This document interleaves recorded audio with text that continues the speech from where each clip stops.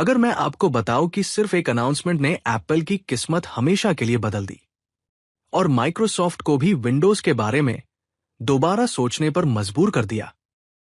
साल 2000 में Steve jobs stage पर आए।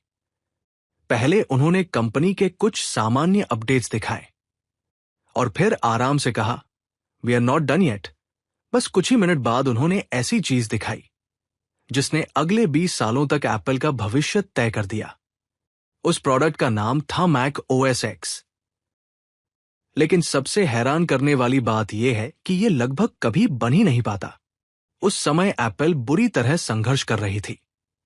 उसका ऑपरेटिंग सिस्टम पुराना हो चुका था और कंपनी के पास नए आइडियाज भी खत्म होते जा रहे थे। तो आखिर एप्पल कैसे एक डूबती हुई कंपनी से दुनिया के सबसे प्रभावशाली ऑपरेटिंग सिस्टम्स में से एक बनाने तक पहुंच गई? चलिए जानते हैं। जनवरी 2000 में एप्पल ने सैन फ्रांसिस्को में अपना सालाना मैकवर्ल्ड एक्सपो आयोजित किया। इसी इवेंट में स्टीव जॉब्स ने मैक ओएस एक्स पेश किया। यह एक बिल्कुल नया ऑपरेटिंग सिस्टम था जो दिखने में आधुनिक था, इस्तेमाल करने में आसान था और पूरी तरह नई फाउंडेशन पर बनाया गया था। पुराने मैक ओएस की तरह यह सिर्फ एक और अपडेट नहीं था, यह पूरी तरह से एक नई शुरुआत थी। एप्पल का मानना था कि यही ऑपरेटिंग सिस्टम अगले 20 सालों तक मैसिंटोश का भविष्य तय करेगा और उनका यह विश्वास बिल्कुल सही साबित हुआ। लेकिन मैक ओएस एक्स बनाना बिल्कुल आसान नहीं था। इसे तैयार करने में कई सालों की प्लानिंग, नई टेक्नोलॉजी और कई मुश्किल फैसले लगे। आखिरकार ये 2001 में लॉन्च हुआ।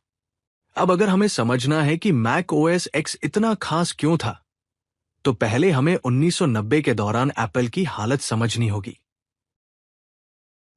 उस समय एप्पल का ऑपरेटिंग सिस्टम काफी पुराना और आउटडेटेड हो चुका था। दूसरी तरफ माइक्रोसॉफ्ट लगातार विंडोज को बेहतर बना रहा था और नए यूजर्स जोड़ रहा था। लेकिन एप्पल अभी भी उसी पुराने कोड पर छोटे छोटे अपडेट्स कर रहा था।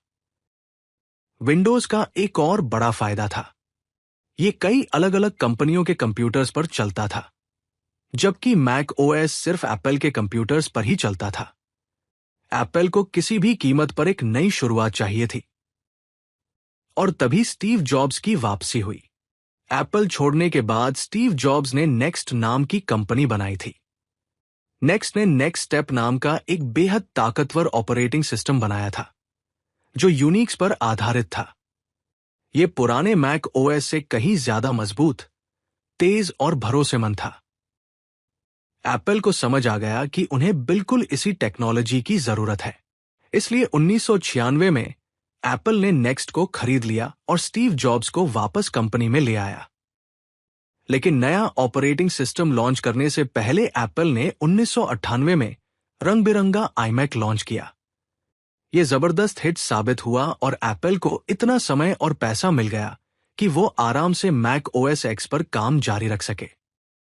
एप्पल की पहली कोशिश का नाम रैप्सोडी था, लेकिन सॉफ्टवेयर डेवलपर्स इसे पसंद नहीं कर रहे थे क्योंकि उन्हें अपने एप्लीकेशंस लगभग शुरू से दोबारा लिखने पड़ते। इसलिए एप्पल ने एक ज्यादा समझदार तरीका निकाला। उन्होंने कार्बन नाम की टेक्नोलॉजी पेश की। इसकी मदद से पुराने मैक एप्लीकेशंस को बहुत कम बदलाव के साथ नए सिस्टम पर चलाया जा सकता था और जिन एप्लीकेशंस को फिर भी अपडेट नहीं किया जा सकता था, उनके लिए एप्पल ने क्लासिक एनवायरनमेंट दिया। इसकी मदद से पुराने मैक सॉफ्टवेयर नए ऑपरेटिंग सिस्टम के अंदर भी चल सकते थे। इससे पुराने सिस्टम से नए सिस्टम पर जाना काफी आसान हो गया। इसके साथ ही मैक ओएस एक्स में एक्वा नाम का बिल्कुल नया डिजाइन भी आया।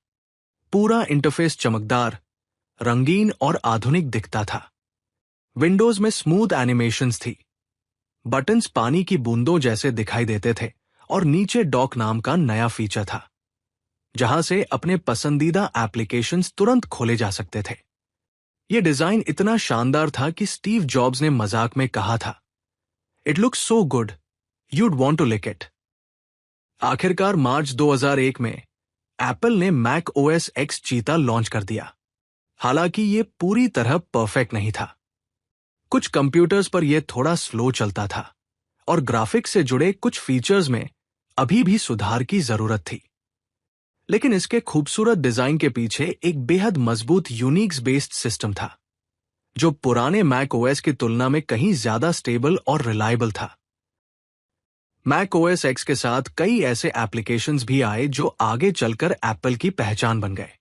इनमें प्रीव्यू, आईट्यून्स और बाद में iLife Suite के ऐप्स जैसे iMovie और iDVD शामिल थे।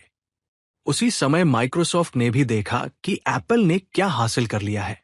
विंडोज अभी भी पुराने आर्किटेक्चर पर चल रहा था, इसलिए माइक्रोसॉफ्ट ने भी विंडोज को एक नई और ज्यादा भरोसेमंद फाउंडेशन पर दोबारा बनाया, जिसका परिणाम था विंडोज एक्सपी। कई मायनों में मैक ओएस एक्स ने पूरी कंप्यूटर इंडस्ट्री को आगे बढ़ाया। भले ही एप्पल का मार्केट शेयर विंडोज से काफी छोटा था, लेकिन मैक ओएस एक्स ने लोगों की सोच बदल दी कि एक ऑपरेटिंग सिस्टम दिखना और काम करना कैसा होना चाहिए। इसका मॉडर्न डिजाइन, शानदार यूजर एक्सपीरियंस और मजबूत फाउंडेशन आने वाले कई दशकों तक सॉफ्टवेयर इंडस्ट्री को प्रभावित करता रहा। और ये तो सिर्फ शुरुआत थी। अगले चैप्टर में एप्पल ने मैक ओएस एक्स को और भी बेहतर बनाया, उसकी शुरुआती कमियों को दूर किया और उसे दुनिया के सबसे बेहतरीन ऑपरेटिंग सिस्टम्स में से एक बना दिया।